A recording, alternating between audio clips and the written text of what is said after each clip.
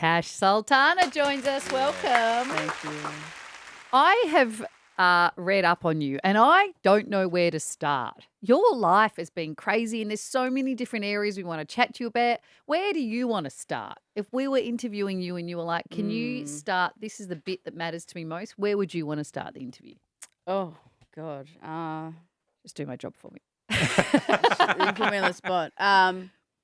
I don't know. Let me see. I feel like I've been pigeonholed in a way because I was very anti-media. So for many, many years, I was anti-media. So what inevitably happened then is I would put out all these releases and journalists or podcasters or whatever the orbit of media that you get your feed from would just come up with their own story About your music. or me. Oh. So I feel like there's a lot of misinformation out there where now it was very important to me to reclaim the narrative and really set the record straight, because at the beginning of my career when, I broke through with Jungle and, kind of became a global artist in that period of time, which was like 2017, I kind of stopped telling the story after that because I was just, back then I was so rinsed from doing so much media and having to be here, there, and everywhere for years and years and years that after that I was just like, I'm not doing that shit. Yeah. I'm not talking to no one. I'm not doing any interviews. It's only about the music. I put it out and people can just listen and I don't care what they think. But now that's just not that doesn't get the story across the line. So I've wanted to reclaim the narrative. So with this release, I'm independent. I've always been independent. Every single song we did like a deep dive documentary piece to get the word out first, because then media just piggyback off that after a bit. So Well, you're doing the work for them. pretty much, and Yeah. I'm bloody tired. What was the most common misinformation?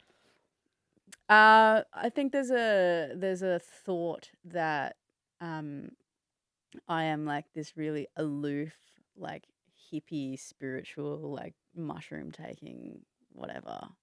But actually, I am like so anal, hey. Like I am like regimented, militant as fuck, to be honest. About what? Like Everything. Right. Because this is, this is my dream. Do you mean about making music or is in even in Everything, life, it's like all what me. you eat? Everything. Where you, Discipline. Right. Discipline. This is all me. Everything that I've done with Tash Sultana. Like there's not writers that come in. There's not producers that come in. There's no band that comes in. There's no label. It's me. So that's one thing that I would say is really, really important, is that reaffirming that to the audience. My fans know, but new fans don't always know the story. You know what I mean? Are you regimented now as a result of being the complete opposite? Yeah. Right. And Yeah. what was that period of time? What did that look What like? do you think it was?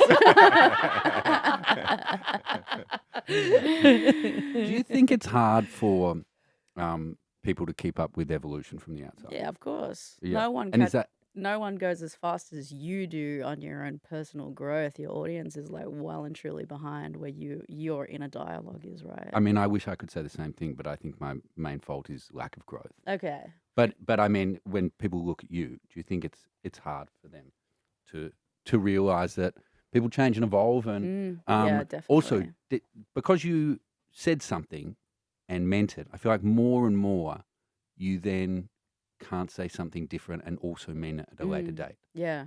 So probably I should have had some media training when I was younger, because I said a lot of shit.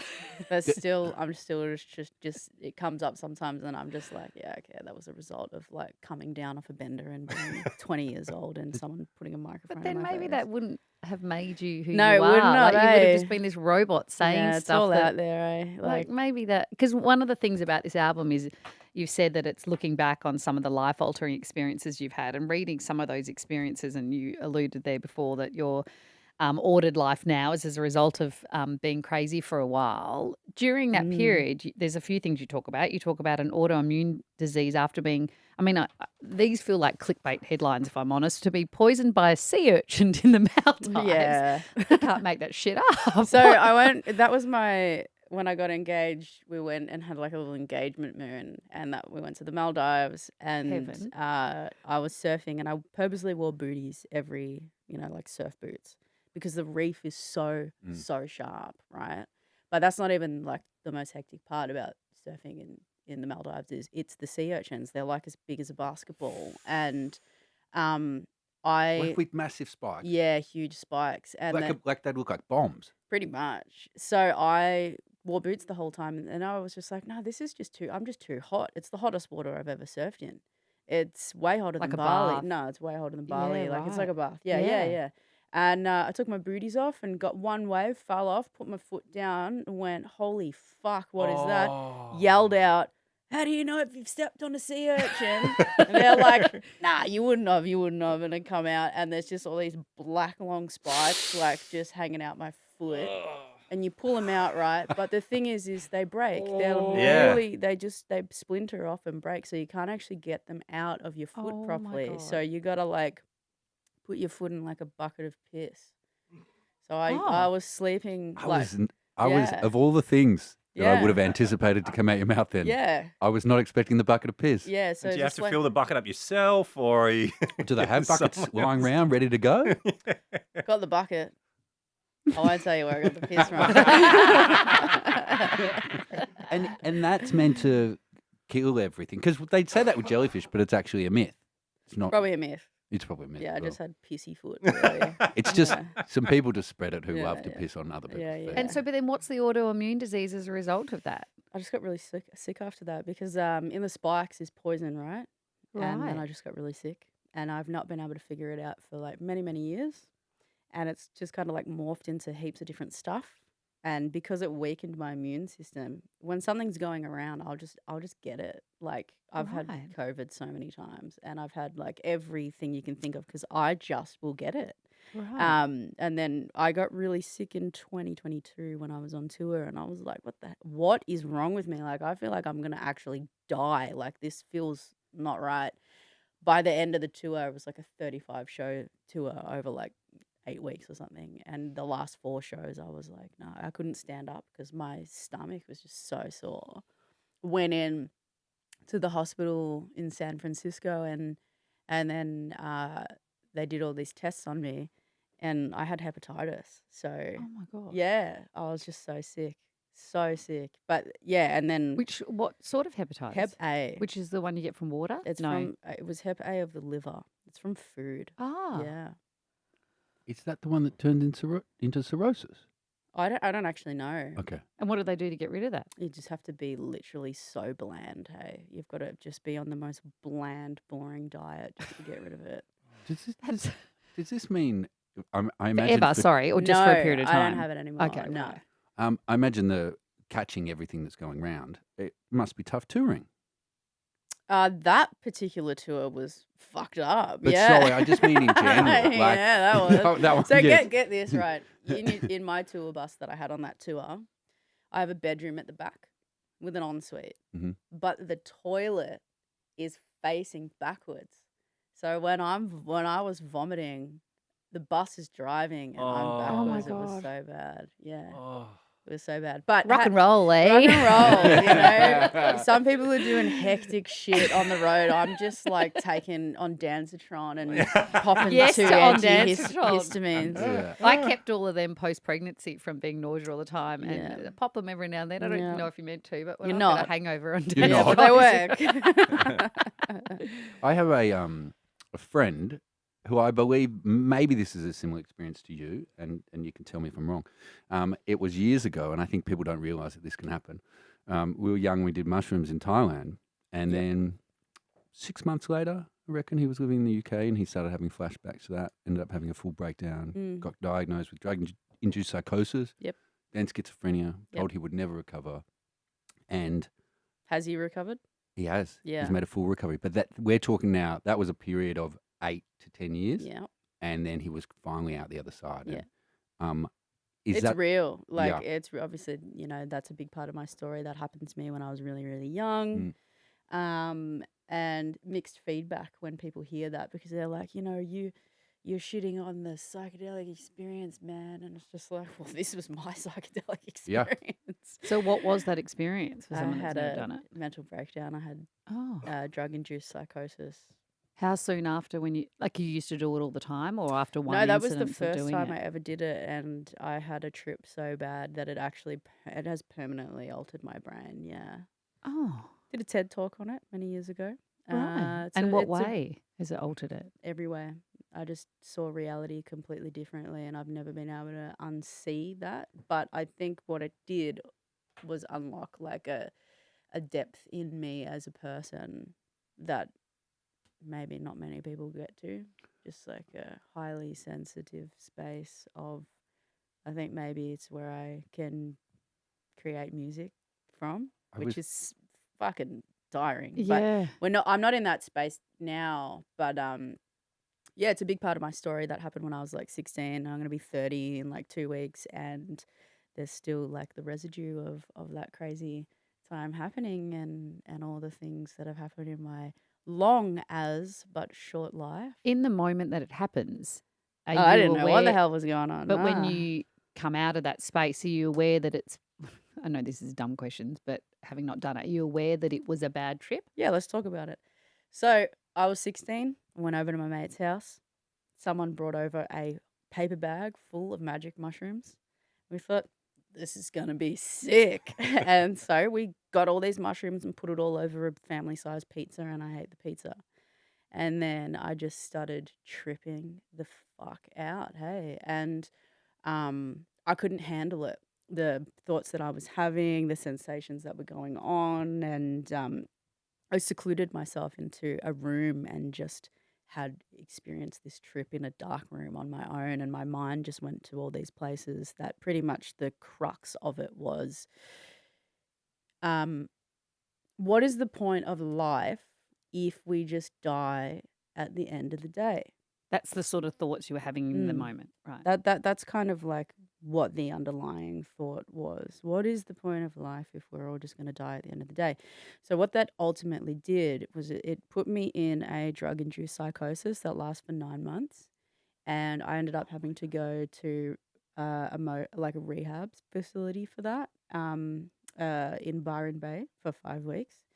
And what it actually did was it created a phobia, and it created PTSD. So around that time in my life, I was not good anyway, but I just couldn't recognize that I had these things that I was predisposed to, like, being on the spectrum and having ADHD and obsessive compulsive disorder and like all these things that make me me.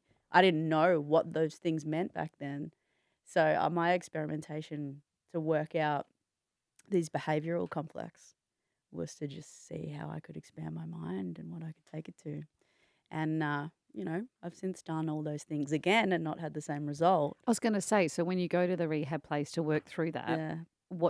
who do you come out the other side in terms So of how you approach all of that in your life now? it's happened a few times, not from doing drugs. Yeah. It's because it's happened once, it's like scarring, Right. right? It's PTSD. Yeah. So you just kind of like go back into it. You can recover from it, which is great. Mm.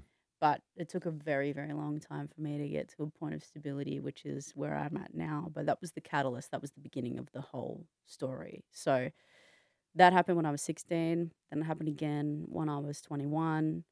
And that when I was 21 was when I went to the rehab facility for 5 weeks. I didn't stay overnight. I would go every day for like scheduled treatment in Byron Bay. And that was worse that time because that was when I was breaking as an artist at the same time. So my career was ascending, me as a person Was descending. descending, and not knowing what the hell is actually going on with me. I'm just like thrust into this thing. So the way that I was towards the media back then was somebody who was not mentally sound or mentally safe or guided or anything like that. And I was just honest. When someone stuck a camera in my face, I was really honest. So I've done TED Talks on all of this about how to create, new neurological pathways through music, because you can like unfuck yourself, right? You can. Some people can. You can, yeah. Some people don't. So you clean now, or that's not your approach to how Oh you no, I do? don't drink or anything. Yeah, Right. no, and I wouldn't even say clean either. Like that's probably someone that was more excessive than me. But I Right. just wanted to push the boundaries. So how do you get that same sensation in life? Or you don't need to push the boundaries in No, life? no, I'm always pushing the boundaries You just in do it in every other single thing ways. that I do. Yeah. So my family are all a bit fucked in the head, and our family nickname is Talauzu, which in Maltese means the nut, because we're all fucked. At what point did when you said your career was going up, but personally you're going Yeah, down? I was. At Yeah. what point where are we at the moment, and at what point did that start to change? To be honest, I reckon I only started to like fully come together at like 27. That's a long time. Yeah, it was. So like you got, or me as a person, I had all these like things going on, and being in the public eye at the same time Yeah. is like very strange. You know, you like dealing with it on the world stage. So with Return to the Roots, which is where we're at now, it's acknowledging that all those parts played a huge part in my story as the result of the person that I am. Mm. So Exiting my 20s. is that what Hold On? Hold on's about my wife having cancer. Yeah, right. Mm. She's good now, but Oh that my was a fucked God, up is there story. anything like so when oh my God. Okay, so let's talk about that for a moment. Yeah, sorry. Are you happy to talk about that for a moment, or you wanted to ask Well, more questions about It's I a mean, fucked up story. I'm interested just in all these things. Oh, I've never understood people that say they have no regrets, because I regret a lot of things. Yeah, me too, definitely. Yeah. In my life. Yeah. When I was talking about my friend who had a similar experience, he sees nothing positive in what happened to him. But it sounds like you talk about it in a grayer way, and it sounds like maybe you wouldn't take it back. I would totally take it back, but the thing is that I can't.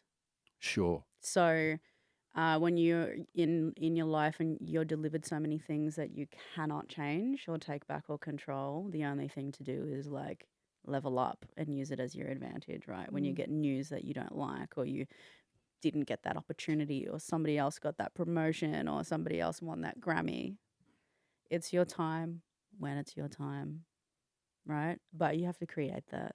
So I'm creating that for myself. Because otherwise I would have just been dead. 'Cause Really, what else? What Yeah. else? Yeah. Yeah.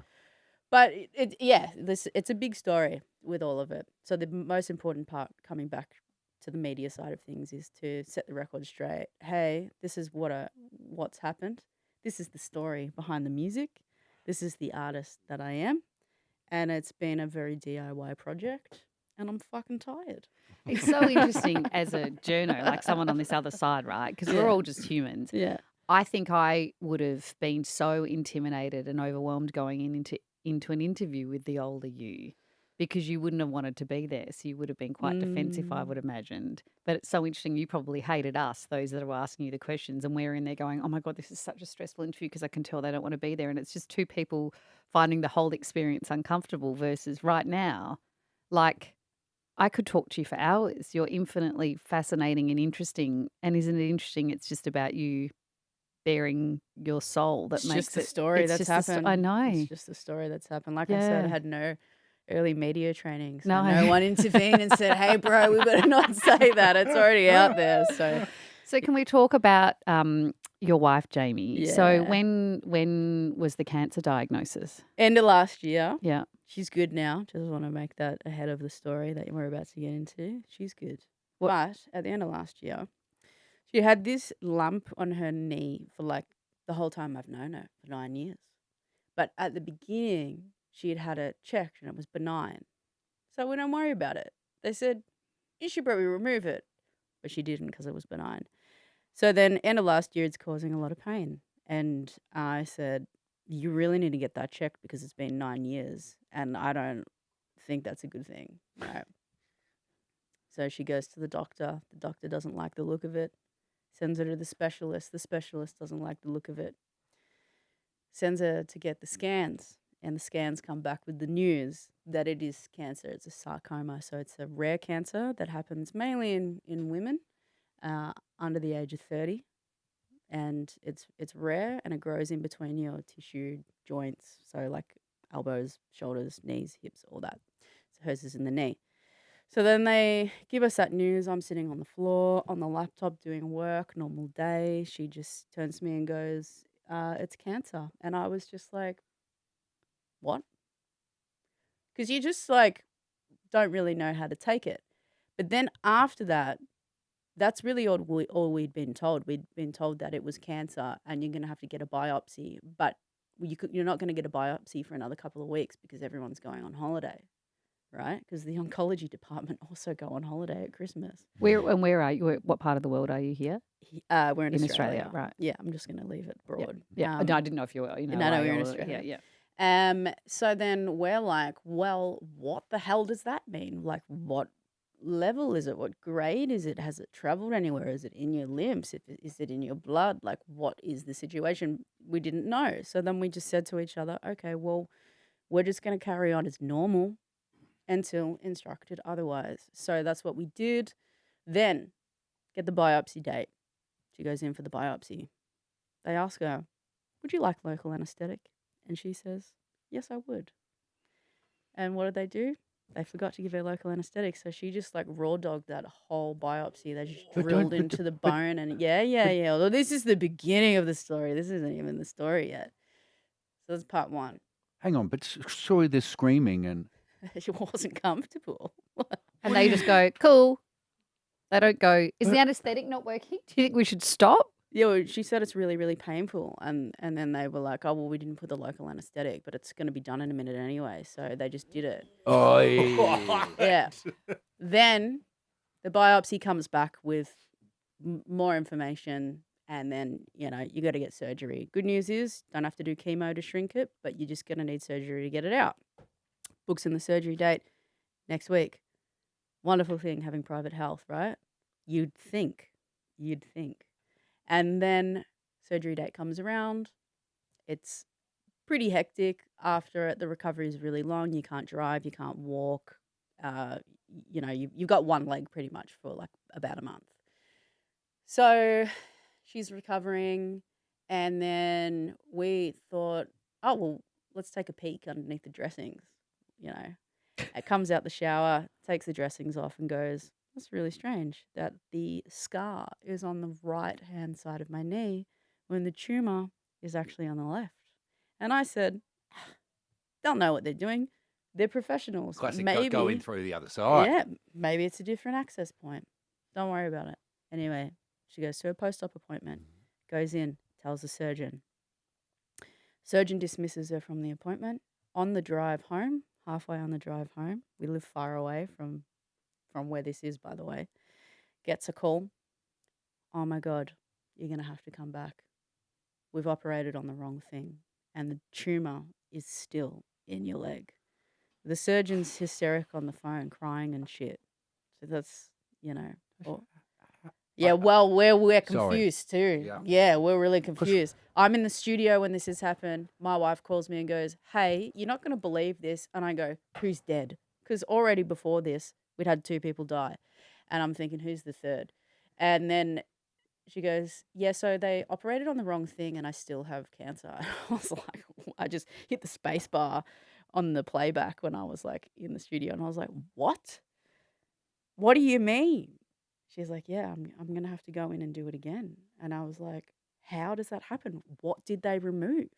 Because my understanding is from somebody who's had surgery, when you go in, they mark you up with a bloody Sharpie, Yeah. pointing exactly where you got to be, doing surgery on.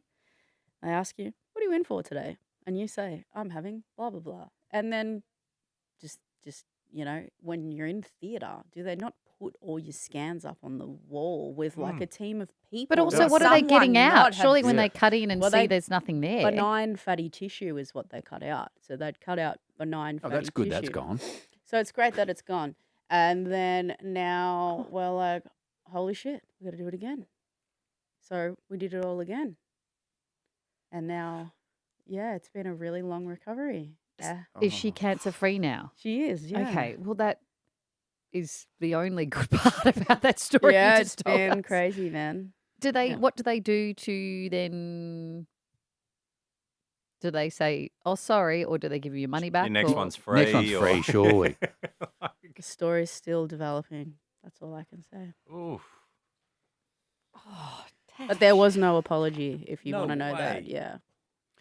Tash Sultana's brand new EP. Can I ask one quick thing? Sorry, you can I want ask more? one quick thing? Because I know you mentioned it and you've said it somewhere else that I saw recently that your least favourite song is Jungle. Yes. I just have one question about it. You said because you didn't have anything to say. As a non-musician, can music just be good to listen to without a message in it? It can. But when you're the musician and people like start developing conspiracy theories and delving into the layers of the this and that and this lyric Ah. and blah, blah, blah, blah, blah, sometimes you got to, set the record straight, which is, hey, I'm really thankful for what this song did for my career, but we've moved on from that narrative and I've actually become a much better person Yep. and a much better musician. And this is where we're at with Return to the Roots, is please listen. Did you literally return to the roots? Did you go back to some of the places you used to play for this? Mm-hmm. Where are some of the more obscure ones? Not obscure, but I went back to Burke Street just to check it out. Yeah. That was cool. Had some food at some old joints that I used to eat at and parked in the same car parks I used to park in. Went back to some of the venues I used to do open mics in. Yeah, revisited some of my old music that I didn't release and then rewrote it and released it on this record. Is busking the toughest gig in showbiz? Nah. No. Nah. What do you think is? Maintaining your level of success after the breakthrough. And That wasn't how? going to be my next one. My next one was going to be a street performer who, when they try and gather the crowd. Yeah, Oh God, it hurts me. yeah, it can be painful. But surely that wouldn't be as bad as performing in a room that perhaps doesn't want you there. That's Yeah. full of people. I've done that. Yep, lots. yep. Have you? They're my main gigs. Yeah. Yeah. Sorry about that. No, it's all right. You've mentioned that you're bigger overseas than you are in Australia. What do you put that down to? I put it down to population. Oh, yeah. We just don't Yeah. have the population, So, like, I do really great shows in Australia, like arena level shows Yeah. here. But our arenas here are just actually not that big Yeah. compared to what they are overseas. So you've got, what is it, 24-ish million people in Australia. Could be wrong. Maybe it's slightly more. In California, just the state alone is 35 million. Yeah. In America alone, it's like 400 million people. So Yeah. every time you go back, there's that demand, which is kind of rinsed in Australia when you can't compete against like Billie Eilish and Beyonce and Taylor Swift who come in and clean up. You just can't compete. Does that bother you? Do you want to be bigger here? I'm in a really good spot here, I reckon. Yeah. Yeah, I Yeah. just think it's just one territory out of a global Yeah. career. It's also like touring, right? Like just in terms of if you go to each state, Yeah. do a couple of shows. I mean, if you're in America, All of our festivals have fallen over. I know. We were just talking about that last A lot of week. our venues Yeah. have shut down. There's only X Mm. amount of number of radio stations, X amount of number of media. Yeah. That's why everybody's like going on podcasts now and outsourcing further than your traditional way Yeah. of getting somewhere. The whole medium is changing. well, Yeah. Tash, we hope this media experience wasn't too painful for you. Your Tash Sultana's brand new EP, Return to the Roots, is out now. Tash, it's Thank been a pleasure you. for us.